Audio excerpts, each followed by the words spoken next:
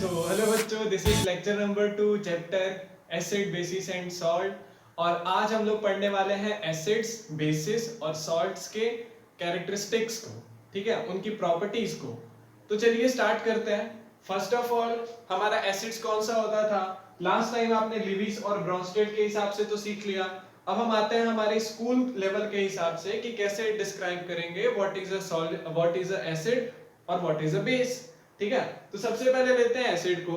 Acid को बच्चों define किया जाता है, एसिड इज दैट कंपाउंड, ठीक है, हम शॉर्ट में लिखे हैं, acid is that compound which produces hydronium और दिस इज और या तो हाइड्रोनियम या फिर H+ आयंस इन वाटर। ठीक है, जो भी H+ आयंस या फिर हाइड्रोनियम आयंस प्रोड्यूस करेगा वाटर में जाने के बाद उसे हम लोग कहेंगे एसिड। एग्जांपल के लिए, जब आप HCl को डालते हो H2O में तो आपका जो प्रोडक्ट बनता है वो होता है H+।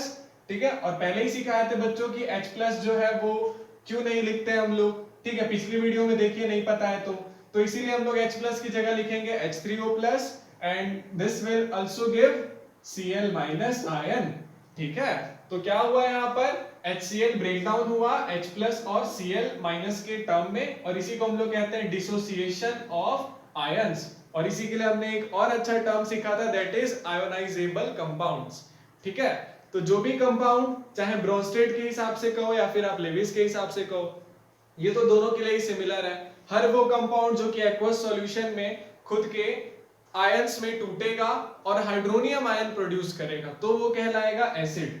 ठीक है, वैसे जरूरी नहीं है कि आपका हाइड्रोनियम आयन वो प्रोड्यूस करे ही, कभी कभी कुछ एसिड्स होते हैं जो कि ठीक से नहीं डिसोसिएट होते हैं, जिसका टाइप अभी हम लोग देखेंगे, डोंट वरी।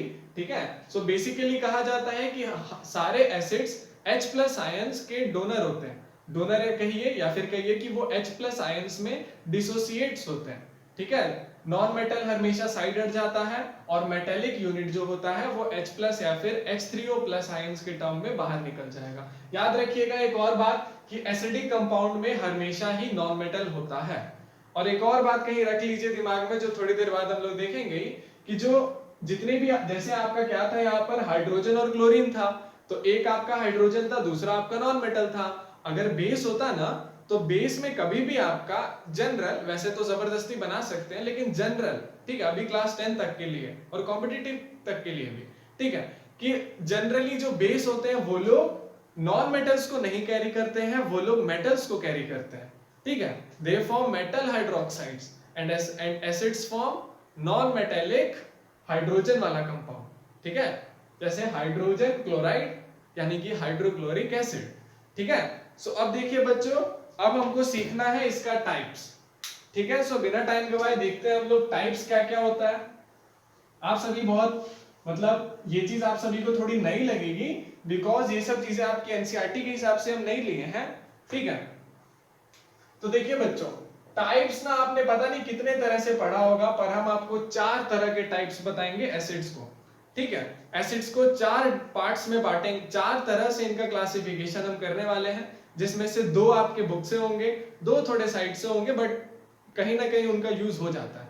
ठीक है, मतलब क्लास 10th का ये, कहीं बाहर का नहीं है। ठीक है, आपके यूजफुल, आपके लिए यूजफुल ही होगा। तो देखो बच्चों, तो पहला क्लासिफिकेशन होता है on the basis of origin. ठीक है, और आपको याद होगा कि हम लास्ट वीडियो में आपको एक फोटो दिए थे और कहे थे कि आप उसको याद करना। ठीक है, उसका यूज अभी पढ़ने वाला है, हम उसको फिर से नहीं आपको लिख के बताने वाले हैं, बिकॉज वो चीज आपकी रटने की चीज थी, उसको आपको रटना चाहिए था। नहीं रटे हैं तो पहले रट लीजिए, ठीक है, फिर आप वीडियो को देखें। पर नहीं रटोगे तो मत रटो, क्या बोल सकते हैं, ठीक है, पर रट लो बाबू। ठीक है, जरूरी है ये सब, ये बचपन में ही आपको सिखाया जाता है। ठीक है, इसीलिए उसको याद करना जरूरी है। अब देखो बच्चों, जो on the basis of origin के हिसाब से एसिड्स को डिवाइड किया गया है, वो 2 तरह से डिवाइड किया गया है। ठीक है, पहला आपको दिख रहा होगा, दैट इज नेचुरल एसिड्स। ठीक है, नाम से ही पता चल रहा है नेचुरल है, मतलब कि हमको नेचर से मिला होगा।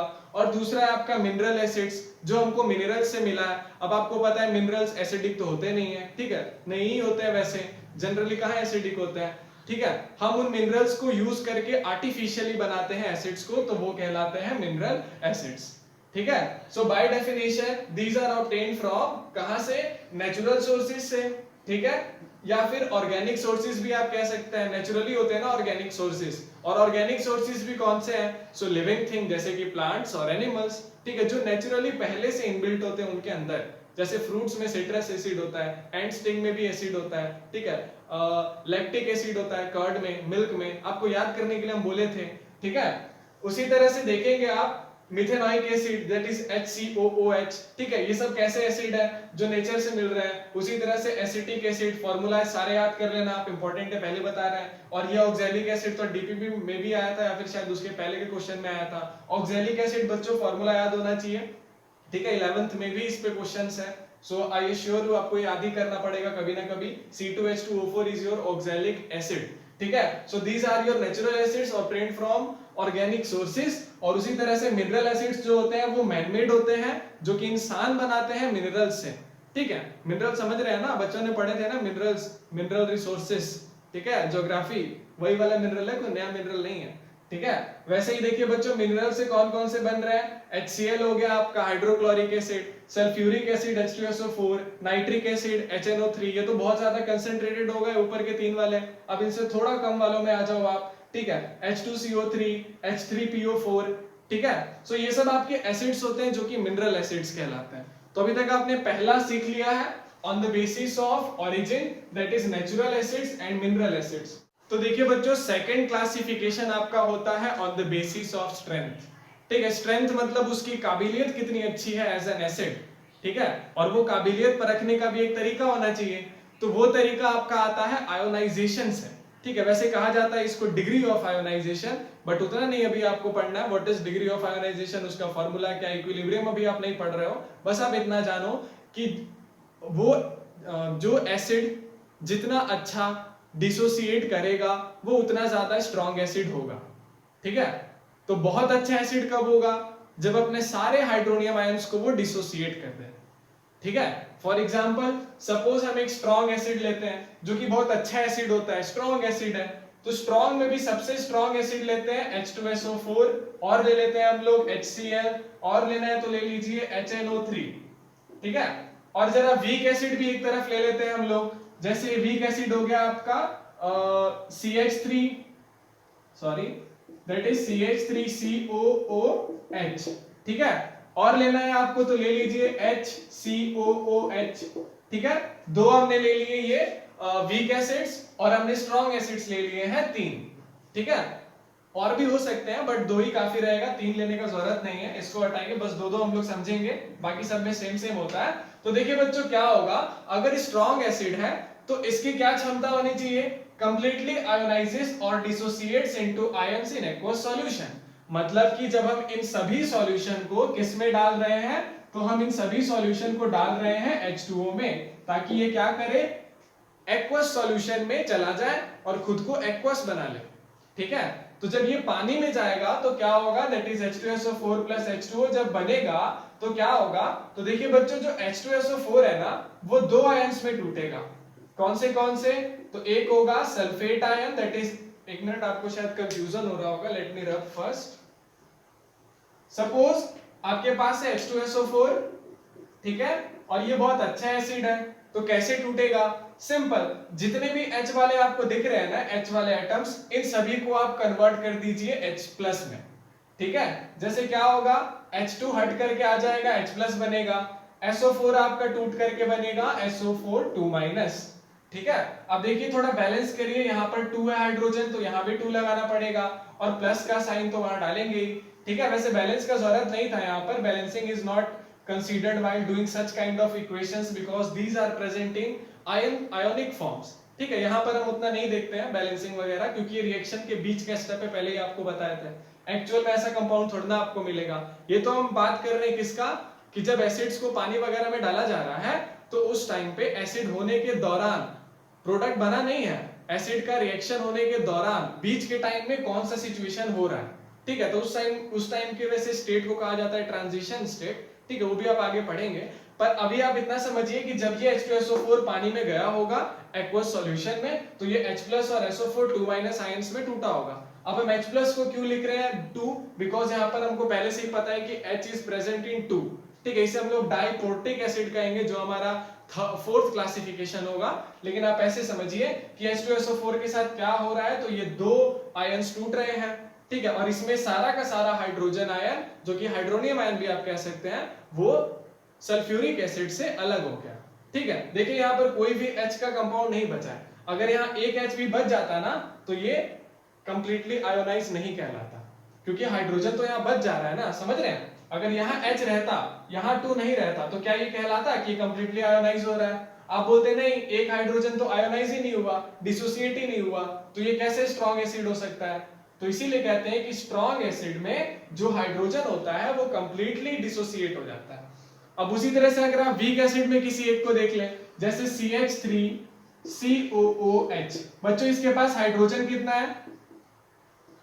4, तो चारों निकलना चाहिए था अगर ये होता हमारा स्ट्रॉन्ग एसिड, लेकिन है ये कैसा? वीक एसिड, तो हाइड्रोजन आयन ठीक से डिसोसिएट नहीं होगा, कम डिसोसिएशन होगा, तो क्या कंपाउंड बनेगा? बनेगा आपका CH3COO- and plus H+ ion will be removed. ये एसिड तो था, हाइड्रोजन आयन रिमूव तो हुआ, लेकिन प्रॉब्लम क्या हुई कि सारे हाइड्रोजन आयंस रिमूव नहीं हुए, बस एक हाइड्रोजन आयन रिमूव हुआ। That's why it is known as weak acids. और सेम प्रोसेस होगा for your HCOOH, and this will ionize in, dissociates in HCOO- plus H+। फिर से देखिए एक हाइड्रोजन रह गया, तो ये भी आपका अच्छा एसिड नहीं है, this is your weak acid because dissociation is not proper here। And similarly, if you take HCl, another acid, this will also dissociate into H+ and Cl-। अब की बार होगा सिंगल H, क्योंकि यहाँ पर अकेला H प्रेजेंट था, ठीक है। सो ये भी आपका स्ट्रॉन्ग एसिड है, तो कंप्लीटली डिसोसिएशन होगा, ठीक है। So this is your second type of acids, ठीक है। सो जो नेक्स्ट क्लासिफिकेशन है, this is upon the basis of concentration, ठीक है। टाइप ऑफ एसिड आपका कंसेंट्रेशन के बेसिस पे। आप सभी ने बचपन में सुना होगा कि ये HCl बहुत कंसेंट्रेटेड होता है यार, उसको हाथ मत लगाओ, ठीक है, डिल्यूट करके हाथ लगाओ, हाथ नहीं जलेगा, ठीक है, थोड़ा कम हार्मफुल होगा। स्कूल के लैब्स में कंसेंट्रेटेड HCl आपको नहीं देखने को मिलेगा, वहां डिल्यूटेड ही रखा जाता है, और अगर कहीं रखा भी जाता है तो उसको अच्छे से प्रॉपरली पैक करके रखा जाता है, because this is very harmful, आप सभी को पता होगा, ठीक है। गंगाजल मूवी में भी था ना, कार रेडिएटर में लगा हुआ था, ठीक है। तो यही होता है बच्चों, कंसेंट्रेटेड का मतलब हुआ कि जब आपका एसिड, ठीक है, जब आपके एसिड में H+ का कंसेंट्रेशन बहुत ज्यादा रहेगा, वीक एसिड होगा तो H+ का कंसेंट्रेशन कम रहेगा, ठीक है। अब कंसेंट्रेशन से क्या मतलब हुआ? सिंपली कंसेंट्रेशन का मतलब होता है नंबर ऑफ सॉल्यूट, ठीक है, या फिर number of anything which you are judging. जैसे अभी हम लोग क्या देख रहे हैं, हाइड्रोजन का बात कर रहे हैं, so number of hydrogen present in solution. किसका सॉल्यूशन है? तो एसिड का सॉल्यूशन है। आपके पास कोई भी एक कंपाउंड है, ठीक है, उसमें आप किसी भी सब्सटेंस का देखते हैं कितना उसमें रखा हुआ है, आपने उसके नंबर को काउंट कर लिया, हाँ ठीक है, कि एक ग्लास में मान लीजिए 10 मॉलिक्यूल है चीनी के, दूसरे ग्लास में है 5 मॉलिक्यूल है चीनी के, तो कौन ज्यादा कंसेंट्रेटेड हुआ? ऑब्वियसली 10 मॉलिक्यूल ऑफ चीनी है, यानी कि नंबर ऑफ मॉलिक्यूल ज्यादा है, तो ज्यादा कंसेंट्रेटेड होगा हमारा 10 मॉलिक्यूल ऑफ चीनी वाला ग्लास। समझ रहे हैं? तो यही होता है कंसेंट्रेटेड का मतलब, कंसेंट्रेशन का मतलब। और इसको नापने का बहुत तरह के तरीके होते हैं, जो क्लास 11th में हम लोग पढ़ेंगे, दैट इज मोलैरिटी, मोलैलिटी, ये सब पढ़ेंगे, अभी नहीं, ठीक है। तो समझिए कंसेंट्रेशन सिंपल आसान भाषा में बस इतना होता है कि अमाउंट ऑफ सॉल्यूट कितना प्रेजेंट है, ठीक है, in given amount of solvent. किसी भी एक सॉल्यूशन में कितना सॉल्यूट प्रेजेंट है, वही तो हुआ आपका कंसेंट्रेशन। जैसे चीनी कितना प्रेजेंट है दूध में, ठीक है, कम है तो डिल्यूट, ज्यादा चीनी है तो कंसेंट्रेटेड, ठीक है। तो वैसे ही बच्चों देखो, आपका कंसेंट्रेटेड जो एसिड्स होते हैं वो एसिड होते हैं जिसमें H+ आयंस का कंसेंट्रेशन पर यूनिट वॉल्यूम ज्यादा होता है, ठीक है। और डिल्यूट कौन सा होता है? जिसमें concentration of H ions per unit volume कम होता है, ठीक है। जैसे सपोज आपने HCl को लिया, ठीक है, इसमें आपने पानी वानी नहीं मिलाया, ठीक है, पानी वानी आपने मिलाया नहीं, और हमने पर यूनिट वॉल्यूम बोला है ना, तो आप 1 वॉल्यूम यहां ले लीजिए और यहां पे भी आप ले लीजिए 1 वॉल्यूम, ठीक है। अब क्या करना है, इसमें आपने HCl डाला है सपोज, ठीक है। सो इसमें इमेजिन करते हैं कि हमने ना 10 मॉलिक्यूल डाले हैं H+, 10 मॉलिक्यूल्स डाले हैं हमने HCl आयंस के, ठीक है। HCl के हमने 10 मॉलिक्यूल्स को डाला, तो इसमें हाइड्रोनियम आयंस कितना होगा? 10। अरे 10 मॉलिक्यूल है HCl के, तो हाइड्रोजन कितना होगा? हाइड्रोनियम 10 ही होगा ना, एक से एक निकलता है हाइड्रोजन, तो 10 HCl मॉलिक्यूल से 10 हाइड्रोनियम आयंस निकलेंगे, ठीक है। लेकिन अगर मान लीजिए हम इसमें थोड़ा सा पानी डाल देते तो क्या होता, वॉल्यूम आपका थोड़ा सा बढ़ जाता, मान लीजिए 2 वॉल्यूम हो जाता, ठीक है। तो क्या होता, टोटल वॉल्यूम होता 2 वॉल्यूम, पानी HCl उतना ही है, 10 HCl यहाँ भी था, 10 HCl यहाँ भी था, यहाँ भी टोटल आपका 10 HCl ही होगा, यानी कि हाइड्रोनियम आयंस कितने होंगे, 10, ठीक है। लेकिन यहाँ पर यूनिट वॉल्यूम के हिसाब से कंसंट्रेशन जज हो रहा है ना, तो देखिए यहाँ पर यूनिट के हिसाब से कितने मॉलिक्यूल्स होंगे, तो देखिए 2 वॉल्यूम में 10 मॉलिक्यूल, तो एक वॉल्यूम में कितना मॉलिक्यूल, 2 वॉल्यूम में 10 मॉलिक्यूल्स, तो एक वॉल्यूम में कितना मॉलिक्यूल, 10/2 दैट इज 5 मॉलिक्यूल। अब आप ही बताइए, एक वॉल्यूम में 5 मॉलिक्यूल यहाँ पर होता है H प्लस HCl का, यानी हाइड्रोनियम आयन कितना होता है यहाँ पर 5 हाइड्रोनियम आयंस इन 1 यूनिट वॉल्यूम, और यहाँ पर 10 हाइड्रोनियम आयंस इन 1 यूनिट वॉल्यूम, सो ऑब्वियसली यहाँ पर ज्यादा है, तो इसका मतलब है कि ये हमारा कंसंट्रेटेड एसिड है, ठीक है, और ये हमारा डिल्यूट एसिड है। अब एक और चीज पता चली, डिल्यूट हुआ क्यों, बिकॉज हमने इसमें H2O डाल दिया, दैट इज अ लिक्विड।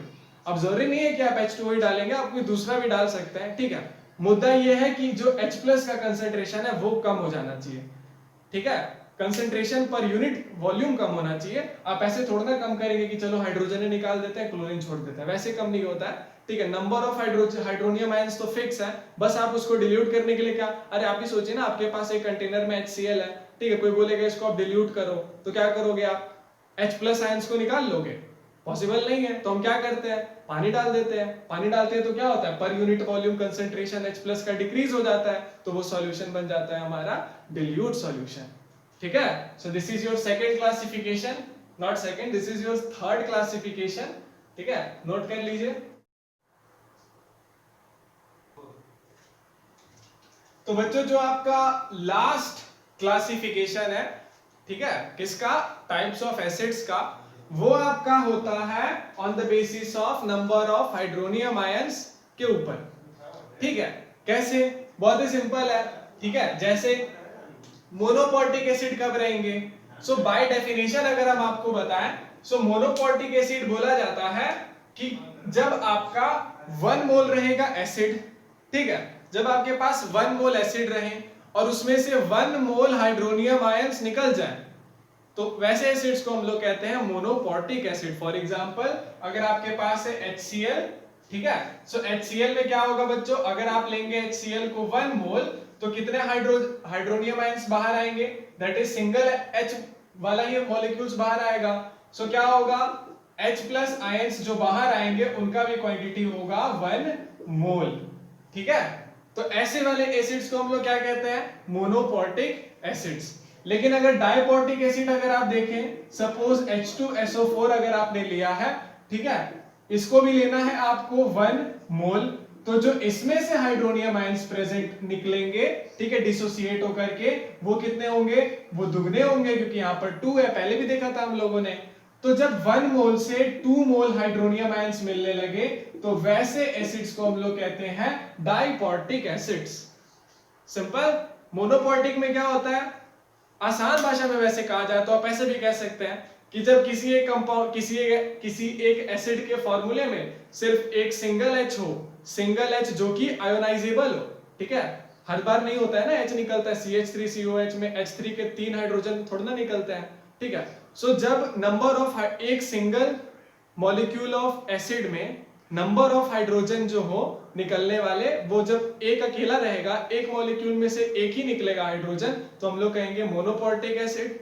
और जब एक अकेले एसिड के मॉलिक्यूल में से 2-2 हाइड्रोनियम आयंस बाहर आएंगे, तो वैसे एसिड को हम लोग कहेंगे डाइपोर्टिक एसिड, ठीक है। और उसी तरह से आपका ट्राइपोर्टिक एसिड भी हो सकता है, अब क्वाडपोर्टिक होता नहीं है, ठीक है, 3 से ज्यादा निकलता नहीं है, ठीक है। वैसे आपको ट्राई पे भी नहीं जाना है, बस 2 जानना था आपको, that is monoprotic acids and another one is your diprotic acid. अब आप सोच रहे होंगे 1 मोल से क्यों बताया गया, तो बच्चों डेफिनेशन हमारे हाथ में नहीं है। जब डेफिनेशन 1 मोल के हिसाब से है, which is a standard quantity, ठीक है, स्टैंडर्ड यूनिट पढ़ा था ना आपने, तो वही है, तो 1 मोल से ही कंपेयर होता है। इसमें निकलेगा भाई 1 मोल से 1 मोल हाइड्रोनियम आयन, और इसमें निकलेगा 1 मोल से 2 मोल हाइड्रोनियम आयंस, ठीक है।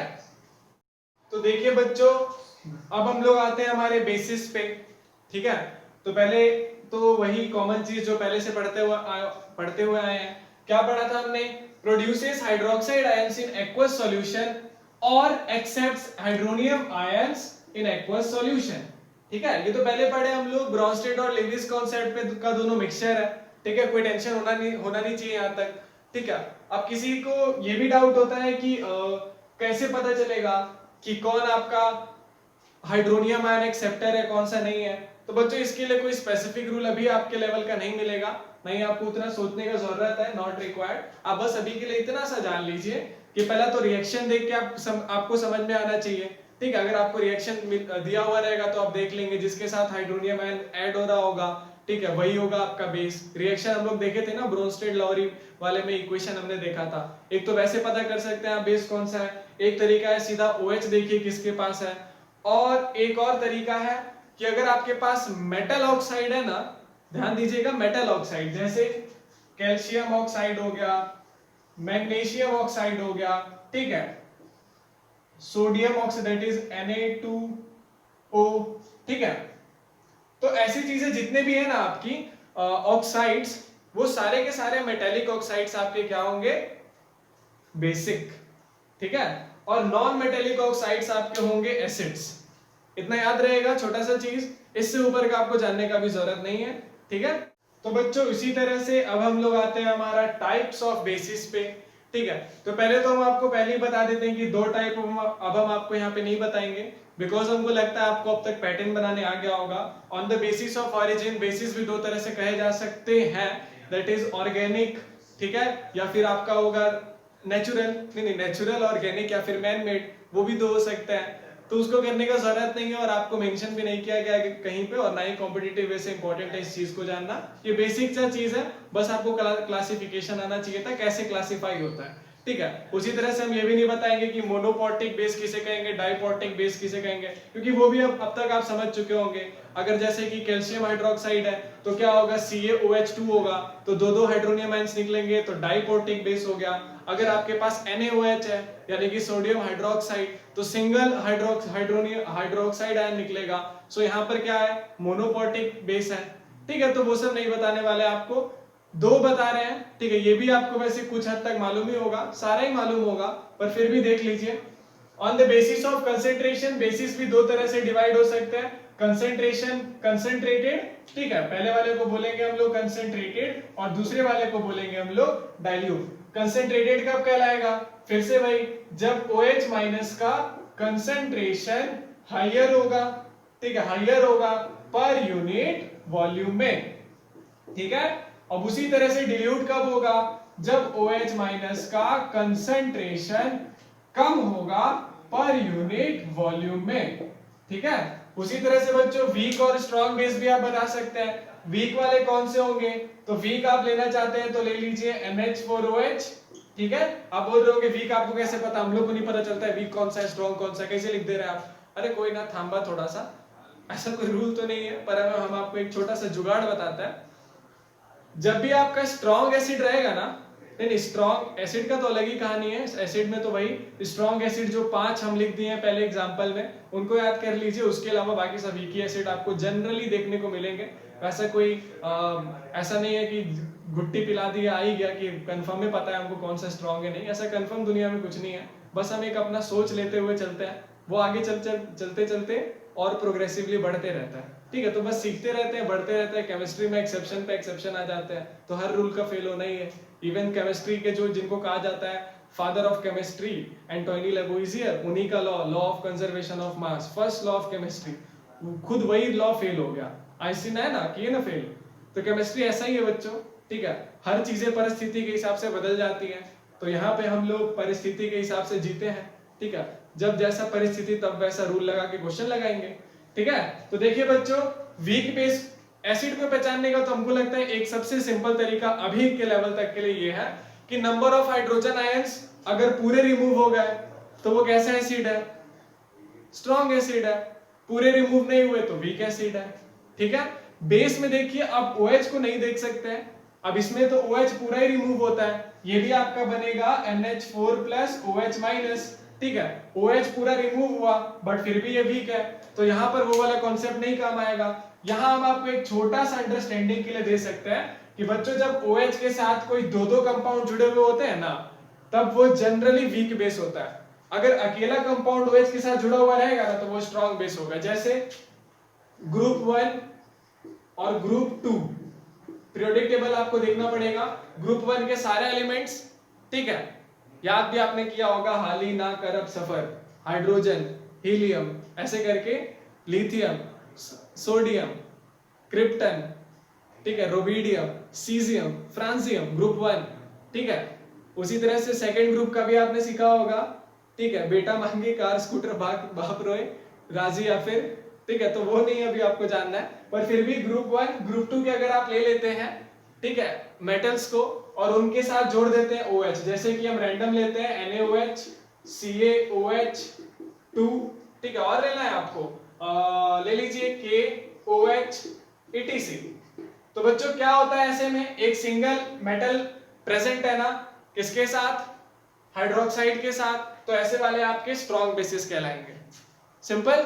और एक और चीज आप ऐड कर लीजिए अपने नोट्स में कि जब भी इस तरह के स्ट्रॉन्ग बेसिस बनेंगे ना, इस तरह के ग्रुप 1 और ग्रुप 2 वाले एलिमेंट्स के साथ जुड़ के जब हाइड्रोक्साइड आयन बनाएगा बेसिस को, तो उस केस में हम लोग बेसिस को कहते हैं एल्कलाइन बेस, ठीक है, एल्कली या फिर सीधा एल्कलाइन बेस। उसका रीजन है, तो देखिए बच्चों रीजन ये है कि ग्रुप 1 एलिमेंट्स को कहा जाता है एल्कली मेटल्स, एल्कली एलिमेंट्स, ठीक है, और दूसरे वाले एल्कली मेटल्स, ठीक है, एलिमेंट्स नहीं, एल्कली मेटल्स, और दूसरे वाले ग्रुप को कहा जाता है एल्कलाइन अर्थ मेटल्स, ठीक है। और इनकी प्रॉपर्टी बहुत अच्छी ये होती है कि ये लोग पानी में डिसॉल्व हो जाते हैं, यानी कि एल्कलाइन बेस कौन से होंगे, जो कि आपके सॉल्यूबल होंगे किसमें, वाटर में, ठीक है, सॉल्यूबल होंगे वाटर। अगर आपका बेस सॉल्यूबल है वाटर में तो उसे कहा जाएगा एल्कलाइन, ठीक है, एल्कलाइन बेस, या फिर सीधा सिर्फ एल्कलाइन या फिर एल्कली बेस, ठीक है। और ये बनते हैं जनरली, जरूरी नहीं है पर जनरली ये लोग बनते हैं ग्रुप 1 और ग्रुप 2 के एलिमेंट्स के साथ जुड़ के। कौन जुड़ेगा, हाइड्रोक्साइड आयन जुड़ेगा ग्रुप 1 या फिर ग्रुप 2 के एलिमेंट्स से, तो उसे कहेंगे हम लोग एल्कलाइन बेस, ठीक है। सो ये था बच्चों आपका टाइप्स। अब देखिए लास्ट बचा है कि लास्ट नहीं एक्चुअली यही है आपका, बस इतना ही है, बाकी के दो तो हम बता नहीं रहे बिकॉज वो बहुत सिंपल है और ना ही जानने का जरूरत है उसको उतना ज्यादा, बस यहाँ थोड़ा जानना था बिकॉज आपको एल्कलाइन बताना था, वो मेरा एम पूरा हो गया, ठीक है। सो एल्कलाइन मेटल्स आप ये भी कह सकते हैं कि स्ट्रॉन्ग एसिड से ही बनता है, ठीक है। जनरली हर चीज जनरल होती है, फिक्स कुछ नहीं होती है दुनिया में, ठीक है। तो चलिए अभी तक के लिए जनरली ऐसे ही बनता है, ओके। एसिड्स हो गया, बेस हो गया। अब लास्ट जो हमारा, अच्छा देखिए ऐसा नहीं है कि एसिड्स पूरा हो गया, अभी एसिड की केमिकल प्रॉपर्टीज पढ़नी है, उनके रिएक्शंस को देखना है, ठीक है, अभी बहुत कुछ देखना है। अभी हम लोग बस थ्योरी पढ़ रहे हैं कि थ्योरेटिकली कितना हमको जानना सही है क्लास 10 के हिसाब से।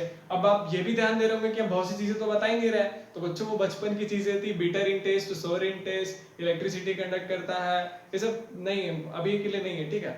हाँ इलेक्ट्रिसिटी वाला सॉरी हम लोग देखेंगे थोड़ी देर में कैसे इलेक्ट्रिसिटी से कंडक्ट करेगा, बट बहुत सारी जो छोटी छोटी चीजें हैं वो हम छोड़ दी हैं बचपन वाली, और अगर आपको नहीं भी पता है तो भी जरूरत नहीं है, बिलीव मी, ठीक है, कोई जरूरत नहीं है, जितना हम बता रहे हैं उतना आप जानिए बस काफी है आपके लिए, ठीक है। और क्वेश्चन जब हम लोग करेंगे तो पता चल ही जाएगा, ठीक है, आपको कहाँ प्रॉब्लम हो रही है, आपको और कौन सी थ्योरीज में दिक्कत है, ठीक है। तो जब क्वेश्चंस में कोई बचपन की थ्योरी आएगी तो वहां पे ऑलरेडी मेंशन कर देंगे, तो टेंशन लेने का जरूरत नहीं है, बस चिल मार के वीडियो देखिए, हाथ में कॉपी कलम और देखिए।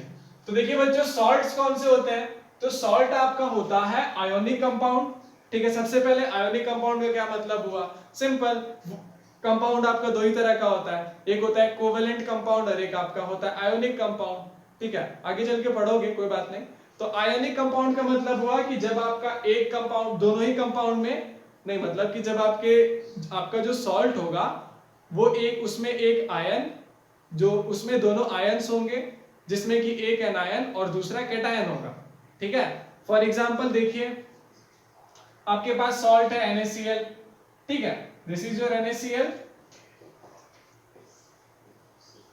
ठीक है। तो ये कैसे कैसे होते हैं, बनते कैसे हैं, एक Na प्लस आता है, एक Cl माइनस आता है, जुड़ जाता है, NaCl बन जाता है, सब बचपन में यही सीखा है, जबकि बच्चों ऐसा कुछ नहीं होता है, ठीक है। Na कभी भी हवा में ऐसे ही नहीं उड़ेगा, ना Cl उड़ेगा ऐसा एकदम चिपक गए हो गया, ऐसा कभी नहीं बनता है सॉल्ट, ठीक है। बट एक सिंपल एग्जांपल देखने के लिए हम लोग उसको तोड़ के देखें कि Na पे चार्ज होता है प्लस, Cl पे होता है माइनस, तो इनमें क्या है, एक नेगेटिव है एक पॉजिटिव है और ये एक कंपाउंड है, तो हम इसे कह सकते हैं कि ये आपका सॉल्ट है, ठीक है। लेकिन इसको इस तरह से कहना सही नहीं रहेगा, ठीक है। इसको एक्चुअली ऐसे कहा जाता है कि जो सॉल्ट होते हैं, सॉल्ट कब बनता है, जब आपका एक एसिड रेडिकल और एक बेसिक रेडिकल आपस में मिल जाते हैं न्यूट्रलाइजेशन रिएक्शन होने के बाद, तब बनता है आपका एक salt. This is the proper definition, ठीक है। यानी कि एसिड रेडिकल और बेसिक रेडिकल आपको बताया नहीं जाता है, बट ये बहुत बड़ी चीज है, ठीक है, आपको जानना चाहिए। तो देखिए बच्चों, जैसे हम लोग एक एग्जांपल लेते हैं, ठीक है। सपोज हमने लिया है एक बेस NaOH प्लस HCl, ठीक है। एक एसिड लिया एक बेस लिया, वो आप आगे सीखेंगे कि एसिड बेसिक क्यों ले रहे हैं सॉल्ट बनाने के लिए, ठीक। अभी के लिए थोड़ा बस देखते रहिए, कहानी सुनते रहिए, बाद में सब डिकोड होगा। बस इसको कहीं माइंड में स्टोर करते रहिए हो क्या रहा है, नहीं भी करेंगे तो हो जाएगा, चिंता मत करिए, ठीक है। तो NaOH प्लस HCl जब आप लेंगे आपस में रिएक्ट करेगा तो क्या बनाएगा, देखिए Na पे चार्ज है प्लस, Cl पे माइनस, तो ये जुड़ेगा बनाएगा NaCl जो कि बहुत स्टेबल है, किस में रहेगा, एक्वस में रहेगा, ठीक है। एंड प्लस OH और H यहां से जुड़ के क्या हो जाएंगे, पानी बना लेंगे, ठीक है। OH होता तो बेसिक रह जाता, H प्लस होता तो एसिडिक रह जाता, दोनों ने एक दूसरे को न्यूट्रलाइज कर दिया, क्यों, स्टेबल होने के लिए। कौन एसिडिक रहना चाहता है भाई, कौन बेसिक रहना चाहेगा, सब न्यूट्रलाइज होना चाहता है। हम लोग सुबह सुबह उठ के ब्रश करते हैं क्योंकि हम न्यूट्रलाइज करना चाहते हैं, अंदर से एसिड थोड़ा मुंह तक पहुंच जाता है, ठीक है, बेस रगड़ते हैं तो एसिडिक मुंह जो है वो ठीक हो जाता है, न्यूट्रलाइज होकर ठंडा ठंडा लगता है, एक्सोथर्मिक रिएक्शन हो रहा होता है, पर हमको ठंडा लगता है, वो सब पतंजलि दंतकांति का कमाल है और बाकी सबका भी, ठीक है।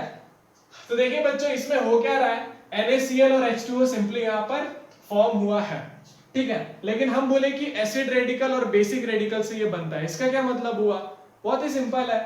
एसिड रेडिकल मतलब एसिड कौन था, ये ना, इसमें से कौन सा कंपाउंड सॉल्ट में गया है, तो Cl गया है, इसमें कौन सा गया है, तो Na गया है, तो जब Na और Cl जुड़ा तभी तो बना सॉल्ट। तो एसिड से जो चीज मिली उसे हम लोग कहेंगे एसिड रेडिकल, जो कि जनरली नॉन मेटल होता है, हर चीज जनरली। और इसमें क्या होता है, बेस में कौन गया था, मेटल, और इस मेटल को क्या बोलेंगे हम लोग, बेसिक रेडिकल, जिससे कि हमारा बना है सॉल्ट, ठीक है। So this is all about your, not all about your salt, this is about the formation of salt, ठीक है, विद डेफिनेशन ऑफ बोथ, ठीक है। डेफिनेशन एनसीईआरटी के हिसाब से बस न्यूट्रलाइजेशन होना चाहिए बिटवीन एसिड एंड बेस, ठीक है। और हमने स्टैंडर्ड भी देख लिया कि एसिड और बेसिक रेडिकल जुड़ करके बनाते हैं सॉल्ट, ठीक है बच्चों। इससे पहले कि हम लोग पढ़े टाइप्स ऑफ सॉल्ट्स, उससे पहले एक और चीज बहुत छोटी सी है, हम लोग को जानना होगा कि क्या होता है फैमिली ऑफ सॉल्ट्स। बहुत ही सिंपल है, बहुत ही छोटा है। फैमिली मतलब होता है बच्चों परिवार। परिवार कैसे बनता है, जब खून सेम होता है, ठीक है, वैसे नहीं, वैसे भी बनता है पर ठीक है, जब हमारे खून सेम होते हैं तो हम कहते हैं ना हमारे सेम परिवार का है, ठीक है। जैसे हमारा ब्लड आपकी सिस्टर का ब्लड, सिस्टर हो तो ब्रदर का ब्लड, जो भी हो देख लेना अपने हिसाब से, ठीक है। तो इस तरह से फैमिली रिलेशंस बनते हैं, सिंपल। तो क्या होता है कि जब सॉल्ट्स के फैमिली की बात आती है तो इसमें ना एसिड या फिर बेसिक रेडिकल जो है वो सेम होना चाहिए, ठीक है।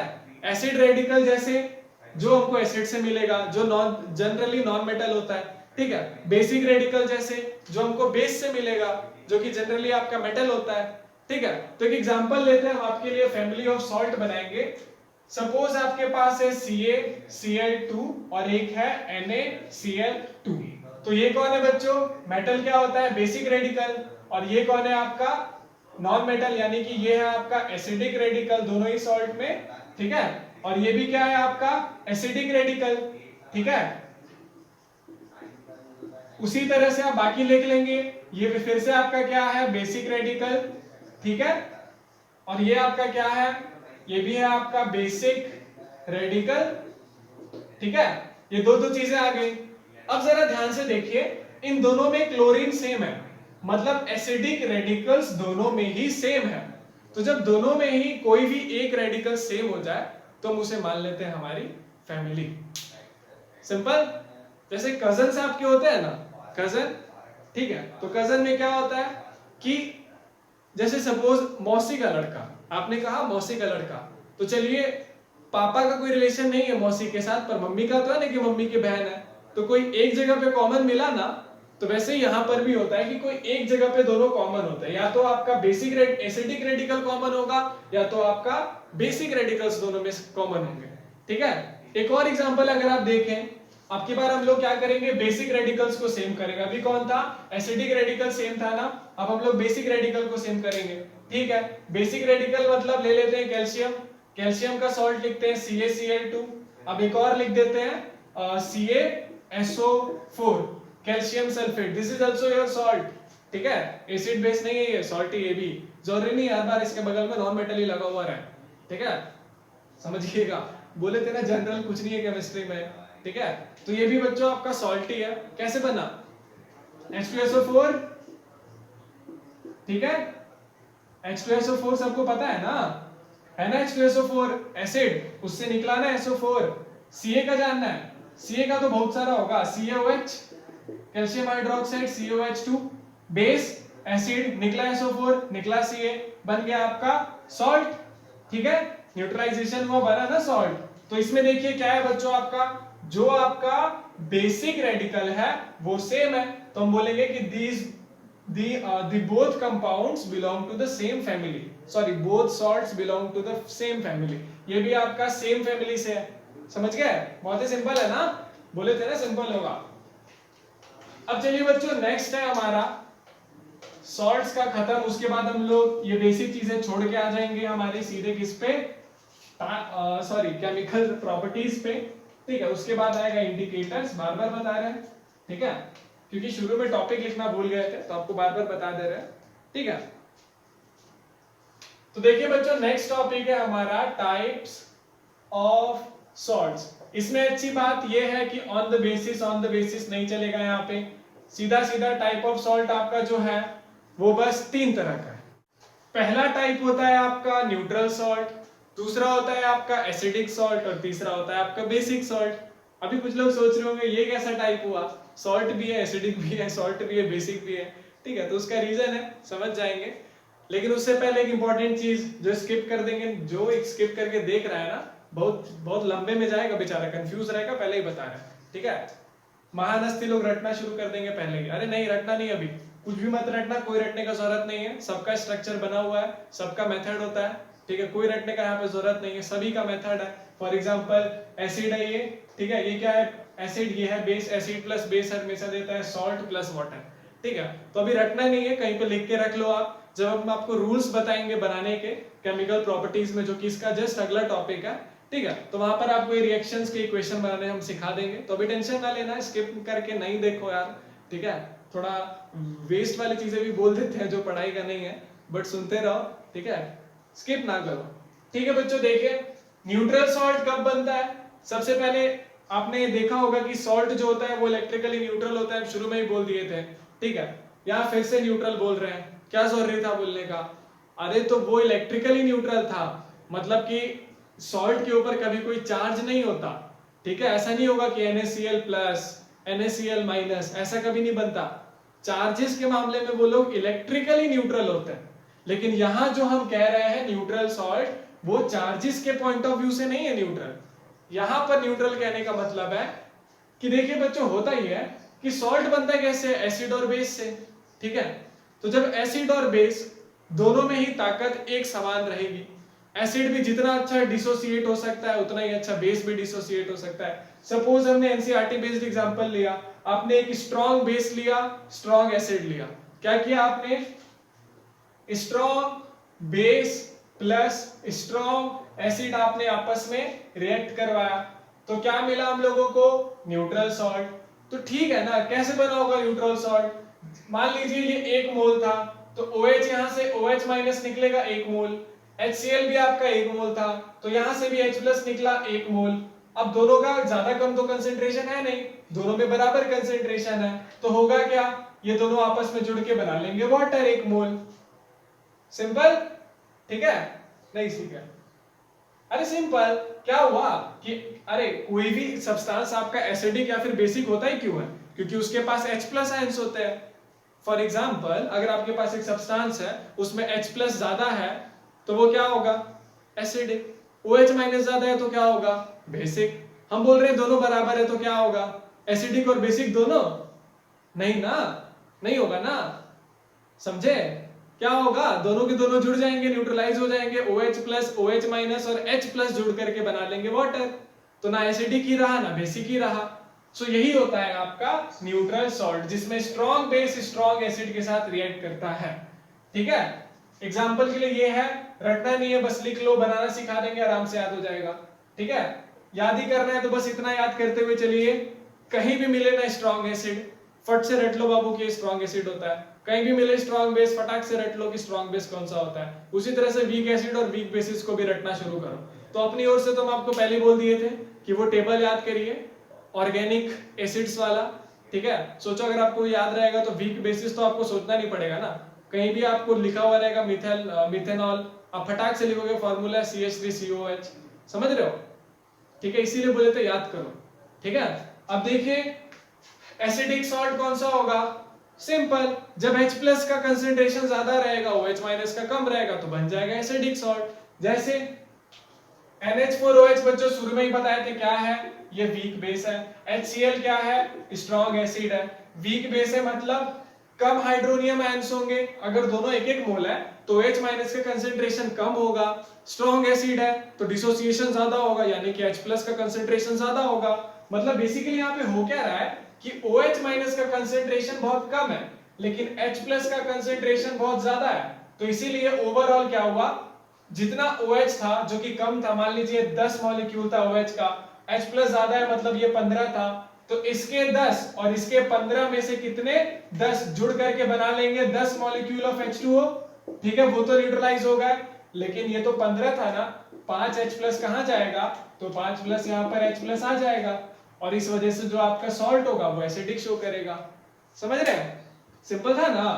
तो ये वाला कैसे बनेगा सॉल्ट, समरी लिख दे यहां पर, कैसे बना सॉल्ट, एसिडिक सॉल्ट बना जब आपके पास वीक बेस और स्ट्रॉन्ग एसिड का मिक्सचर था तब।